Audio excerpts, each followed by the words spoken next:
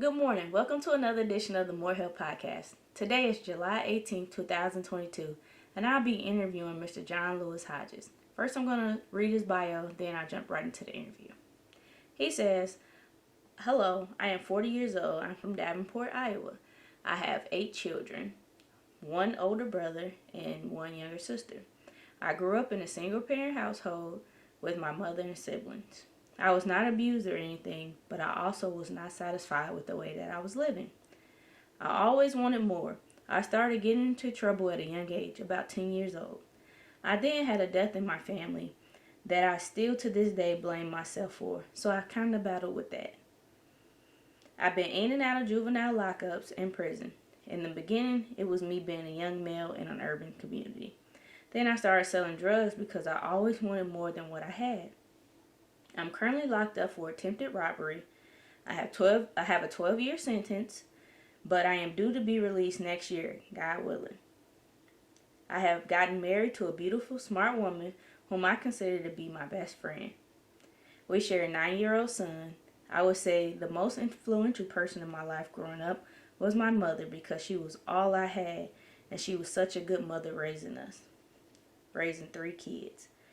I have nothing but respect and admiration for that woman. Yes, I since have been down and I've gotten to see my family, all except my youngest daughter. And I would say this has affected my family because first and foremost, my kids need me, and then my family loves me. So when I get home, I just want to be a good person, stay out of trouble, and raise these kids. On me a couple businesses. I'm currently at Terre Haute Federal Penitentiary. And if I could speak to the young women and children, young men and women, I would tell them to first stay in school because it is very important to their future.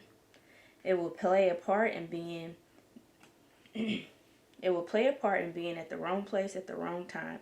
It will help you meet new people and learn to be social because you never know who you might meet or who could change your life.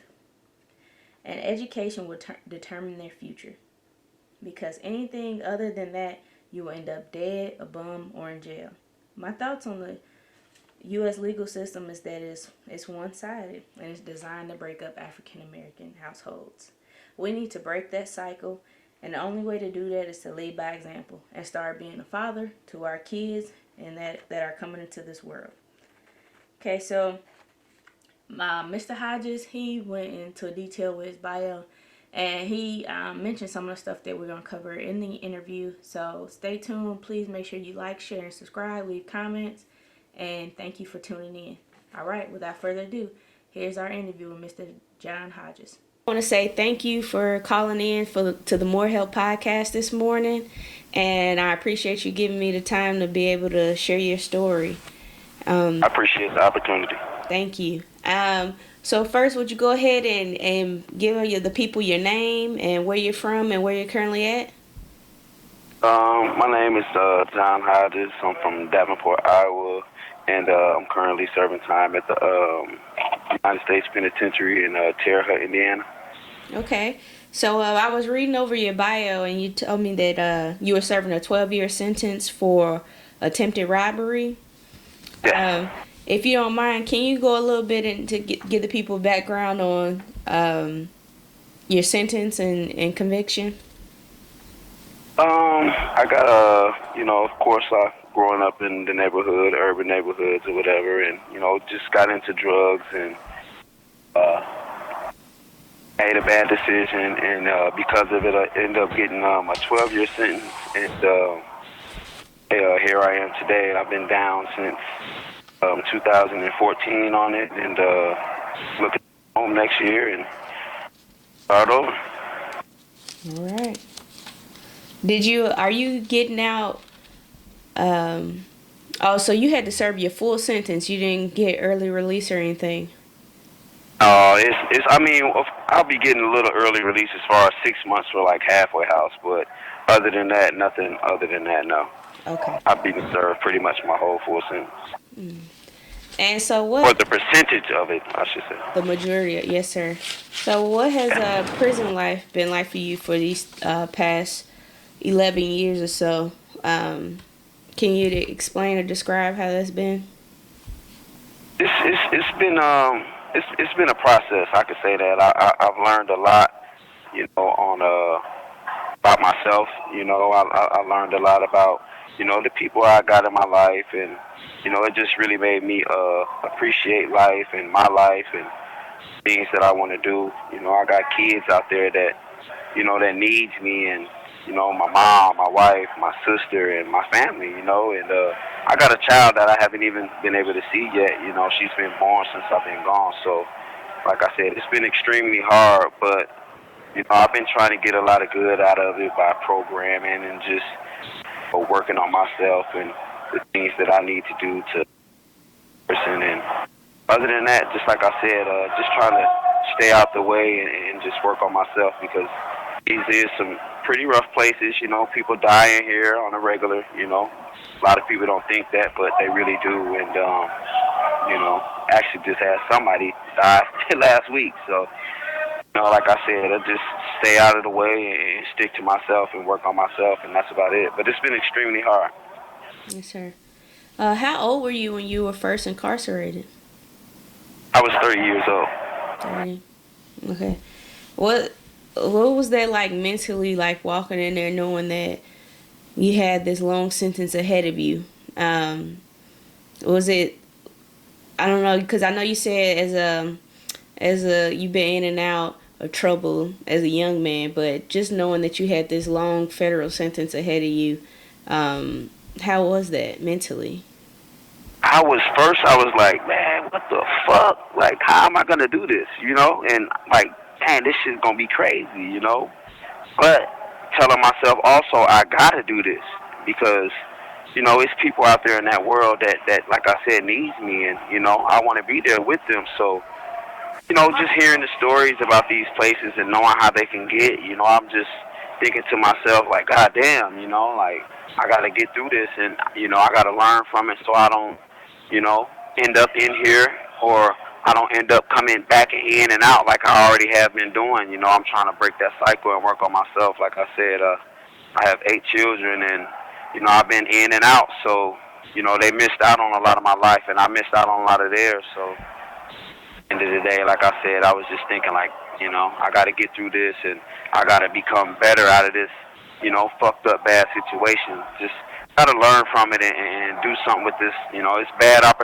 situation, but it's also an opportunity to, change my life and work on me, and so I can do what I need to do to be successful in life also for my people. Yes, sir. Were there any classes that were offered to you that you feel like you signed up for that were really good or beneficial for you going forward as you approach release? This call is from a federal prison. I signed up for an anger management class, something I dealt with throughout life and kind of still deal with, but I learned ways on working with that. A victim impact class. I learned how to, what the decisions I made, how it affected people's lives, and so I learned from that. I also learned in a carpentry vocational class.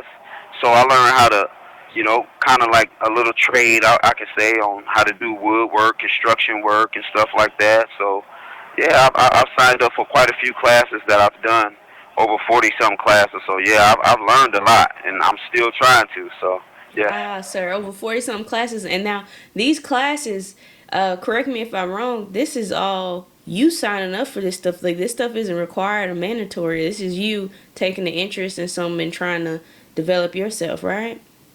Yes, it is. For some people, some classes are, required, but for my situation, this was stuff that I took out of my time and upon myself to want to do and to, better myself. So, yes. Wow.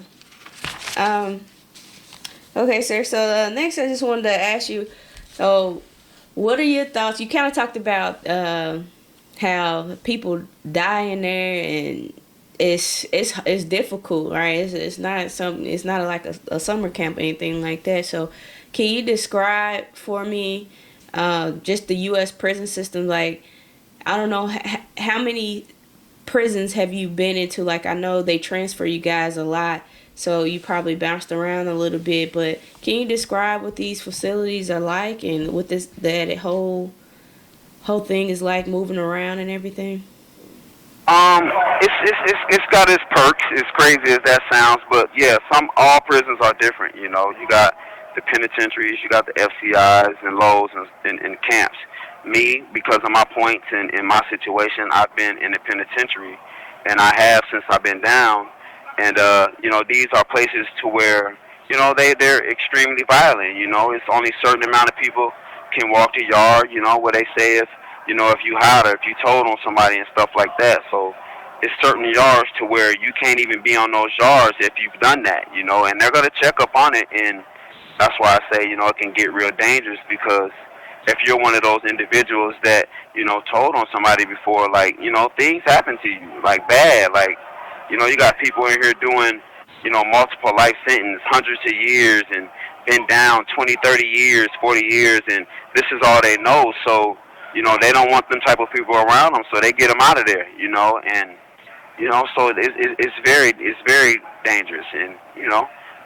But, yes, my first spot was in Florence, Colorado, and I was out there for like a year and a half, and then I went to California and Atwater and was out there for like 2 years, and then I went to Florida and was there for a year, and then I went to the Cadre, which is a program for working and stuff like that, and so I went there and stayed there for 19 months. That was in Thompson, Illinois, and I was supposed to be having my points dropped so I can go to an FCI. It never happened, and ended up getting sent to a more dangerous prison, Big Sandy, which is in Kentucky, and you know, I wasn't there long, and I ended up getting caught with a knife, because those are one of those type of environments where, you know, you want to, you know, have protection for yourself, because yeah, anything can happen at any given moment. So, you know, I stayed there for like 18 months, and, you know, I just got tired of everything that I was going through and having to live like that. And, you know, like I said, I want to make it home. So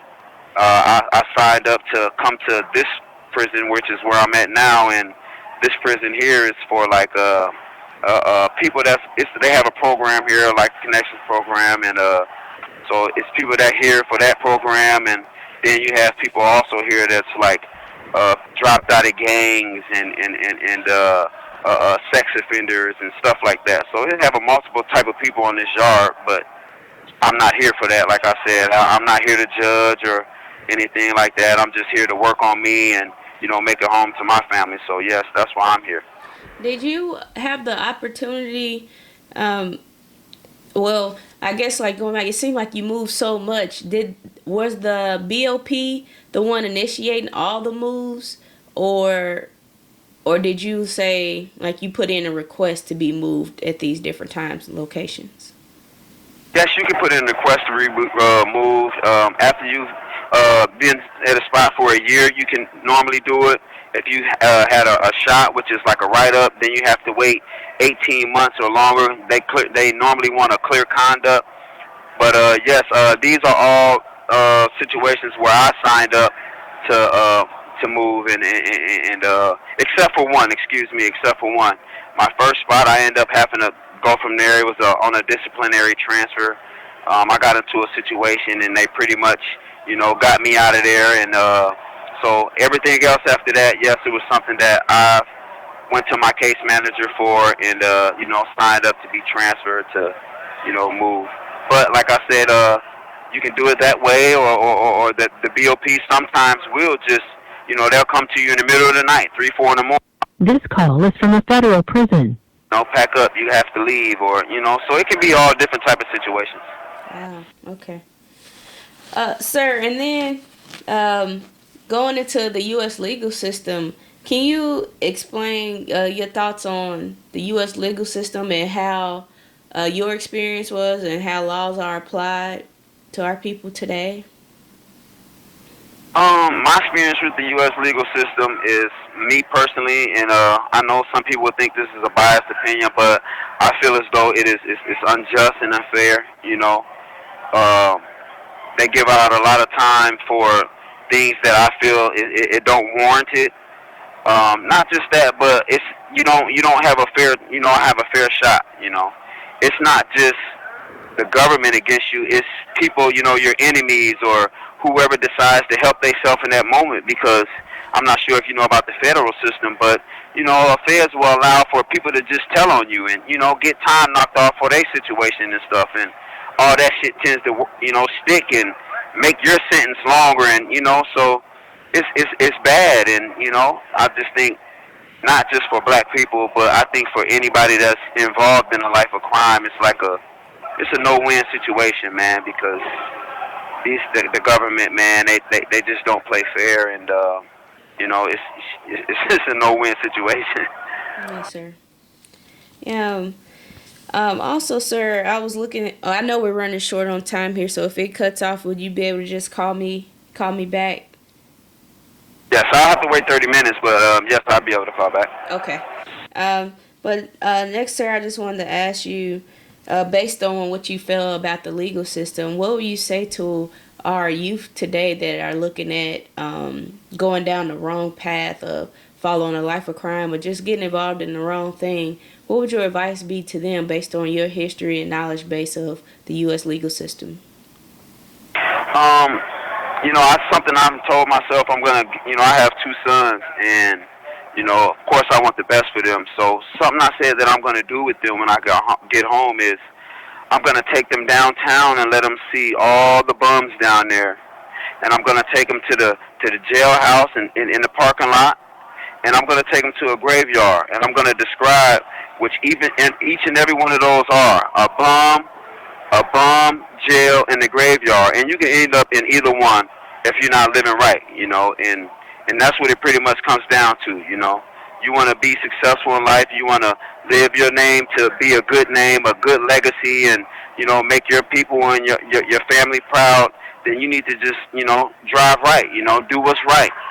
Don't get caught up in all the BS that's going on or what you see or what you hear, because it's not important and it's not worth it, Yes, sir. You only live once, life is short, so, hey, do right, man. Yes, sir. And you talked about your little ones. You have 8 kids, and so it's 2 boys, 6 girls. Yes. That's awesome. Yeah. Thank you. That's so cool. Twins and all, everything you can think of. You got twins too, sir? Yeah. Oh, yeah. Their man, birthday's next month. That's a blessing. Oh, Lord willing, you be able to see them soon next year. All right. Wow. Okay, so we lost temporarily. We temporarily lost Mr. Hodges, but he's gonna call us back, and we'll pick up and continue his interview. Don't go anywhere.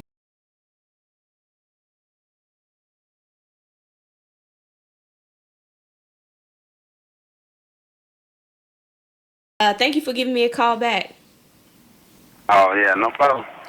You were talking about just before we got disconnected. You were talking about you had 8 little ones, 2 boys and 6 girls, and so it seems like that you're very excited to be back and join them and be a part of their lives. Can you? I can't wait. Yeah. Can you talk a little bit about your childhood and how it was for you growing up? For me growing up, my childhood, I grew up, my mom, my brother and sister. My stepdad was around for a while until him and my mom separated. And, typical, household. I wasn't abused or anything like that. Just, typical household. Me, brother, sister, brother fighting, me jealous of my sister, fighting on her a couple times when I was younger, and just in and out the streets, and that's about it for the most part. I started getting a little in trouble when I was young, and in and out of little lockups and placement homes and shit like that, all the way up until now. So yeah, it was kind of rough on my mom, just with her being a single parent and me putting her through a lot of the stuff that I put her through. Yeah, that's pretty much that in a nutshell. What do you say what is it that made you want to start jumping into different activities that get you in trouble, criminal activity? When I was growing up, I used to be like a little square, and I used to hang around, little white kids and shit. I was into school, into sports, and when I got a little older, I had a relative of mine, a little cousin, and he had. I snuck him out of the house one time. I was like his favorite big cousin, and I snuck him out of the house, and he ended up getting hit by a car, and he lost his life because of it. And it was just like ever since after that, I still do blame myself for it, but when that happened, it's just like I kind of really didn't care about a lot of shit. I just really shut a lot of stuff out, and I started eventually smoking weed, and just I didn't really care about too much stuff. I would do something and didn't care about the consequences, and it just started from there. And as I got older, I got into more things and doing more crimes, and of course, getting older, I started wanting better things, seeing people with it, and I got into the life of drugs and wanting to sell drugs and just have money and be able to do what I wanted to do when I wanted to do it. And so that's how all that came into play with as far as me being involved with drugs and stuff, and just me being in crime, period. Yeah, I see. It's kind of like a slippery slope. Once you start, it's kind of hard to get out of when you're in it. Yeah. You talked about your mom in your bio and how much she meant to you. So I'm taking it she's the most influential person in your life, right? Yes, I'm a mama's boy. Yeah. Yeah. Okay. My best friend. Can you talk a little bit about that relationship you have with your mom and why she's so important to you? My mom's very important to me because at the end of the day, throughout everything, This call is from a federal prison. throughout everything I ever been through, like, she was always there, and yeah, she'll talk shit and call me ugly and all this and that. I ain't coming to get your ugly ass, and, all that type of stuff, but, when it was time for her to be there, she was right there, no questions asked, and, I just think she's the strongest woman I know, just to, not just, raising us 3 kids by herself, but, things that she experienced and been through in her life, and to still be, here, and, she's fought cancer and then battled that and beat that a couple times, and, and just to everything, just to grow up in the era where drugs was heavy and not be involved in it, like, it says a lot about her character and her strength, and I admire that in her, and, like that's my best friend, Yes, sir.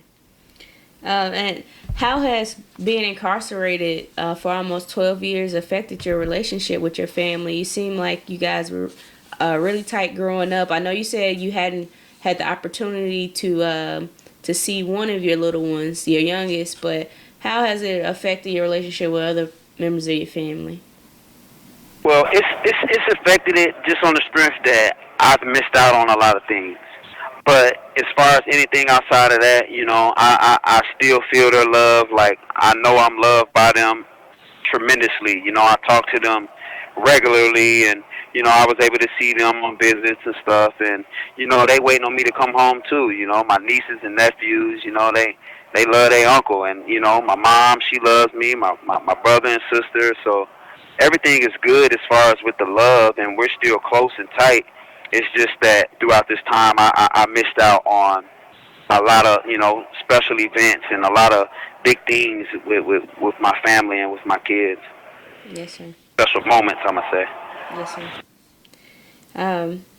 So when you get home, I know you say you're going to spend some time mentoring your little ones, especially your boys, and showing them different things. But when you get home, what's your plan?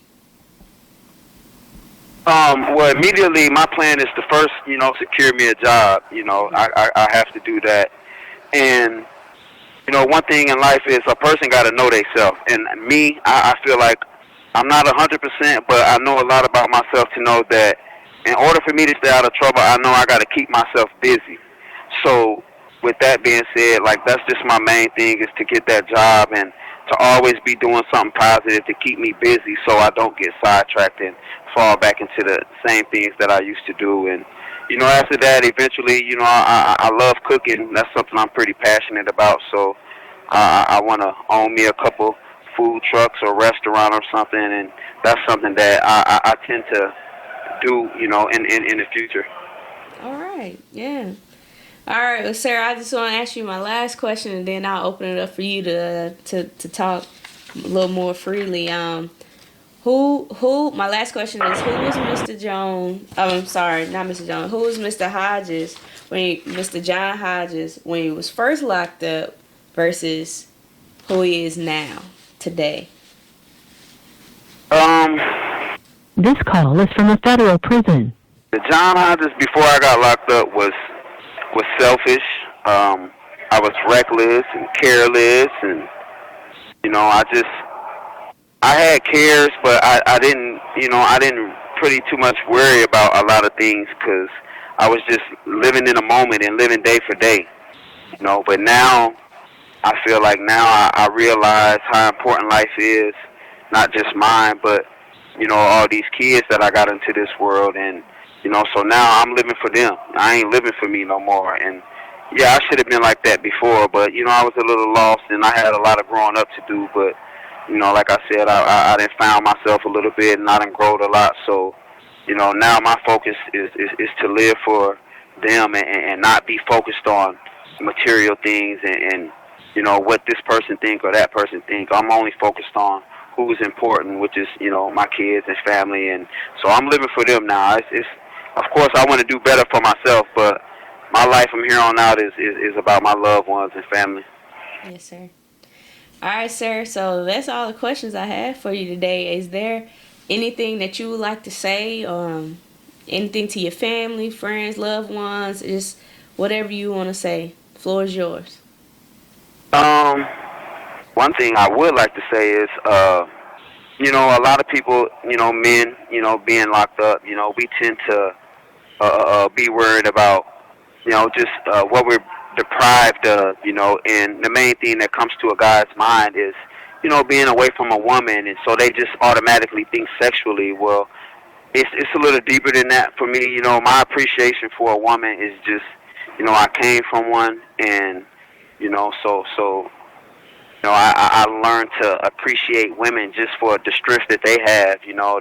We put them through a lot, and we be out there ripping and running the streets and cheating and not really caring how they feel and stuff. And like I just want to say, like, man, like I admire all women, you, my mom, and my daughters, and my wife, and like women is very important in this world, and you guys are our future, and I just want to say you guys is what make this world go round. Y'all give us strength more than you know it, so although I don't know you too much, I just like to say I appreciate you for being a woman, because it sounds like you're pretty mature and you on your shit, so that's good, and it's good to see a young black sister be a role model and to want better for herself and the people around her. So, yeah, I appreciate women a lot, man. We put you guys through a lot, and, I just want to live and see sisters smile instead of seeing them cry and be down all the time and stressed out, Life is too short, man, and I feel like us men, us kings, need to start treating our sisters as queens, as, like what they are, and yes, start showing them how important that they are, And I just want to tell you, I appreciate this opportunity to be able to, give me and others this outlet and, be able to say what we feel and say how we feel and share our thoughts and things like that. So I really appreciate this opportunity, Hey, no problem, sir, and thank you for the kind words. Thank you for taking your time to jump on this podcast and share your story with us. It means a lot. My father, he's serving a life sentence. He's been locked up since I was in 4th grade. So oh, wow. Yeah, he's been all around the country in different USPs as well. So I just want to say I know how it is as a kid and growing up. Now I'm 35 years old. I know how it is growing up with your father locked up, and it sounds really good that it's just a blessing that you still want to be a part of your kids' lives, and when you get out, you have a release date to get out and continue to be in their lives, because not everyone has that. So I hope you all, Yeah. your kids and you and your wife, everybody takes advantage of that opportunity for you guys to grow together, because I still pray for my father to come home, Yeah.